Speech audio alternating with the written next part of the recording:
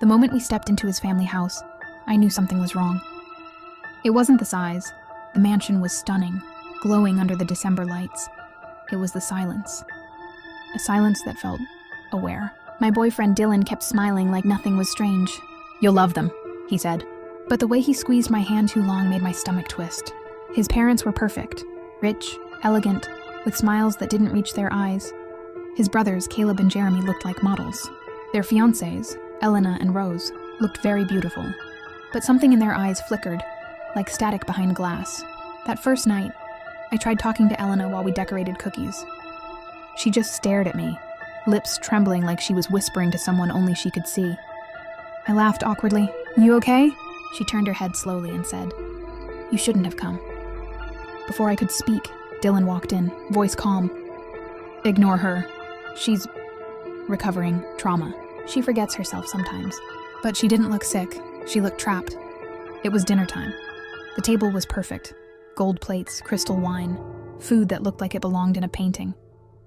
But something about it was wrong. The smell. The way the meat shimmered too much. Everyone sat. No one picked up a fork. Dylan's parents whispered to each other, pretending to be busy. His brothers fake laughed about business. Only I was about to eat. I looked at Rose, Jeremy's fiancée. "Have you ever eaten something like this before?" I joked. She didn't turn nor didn't blink. She just said, "It's your turn." I stared at her. Then I forced a laugh and took a bite. That's when everything broke. My stomach turned. No, it wasn't a pain. It's something growing inside me. It started crawling, moving. I gasped and fell from my chair. Everyone just watched. I ran to the bathroom. My reflection looked pale and stretched. I shoved my fingers into my throat trying to vomit. But what came out was blood. Thick and dark. Then something moved under my skin. My belly swelled like it was breathing. I screamed. No one came. I ran back to the dining room and froze. The table was soaked in blood. Elena's head sat neatly on a plate, eyes wide open. Her lips were still moving, whispering. Rose stood behind Dylan, smiling too wide, holding something that dripped red. Dylan turned to me. His face was calm. "She took her place," he said softly. I didn't understand. I couldn't. The walls started pulsing. The chandeliers dripped blood instead of wax. I ran. Every door I opened led back to the same room. The dining table, the head on the plate, the eyes over the dining table. Everywhere was covered blood. I screamed until my voice broke. Then I heard it.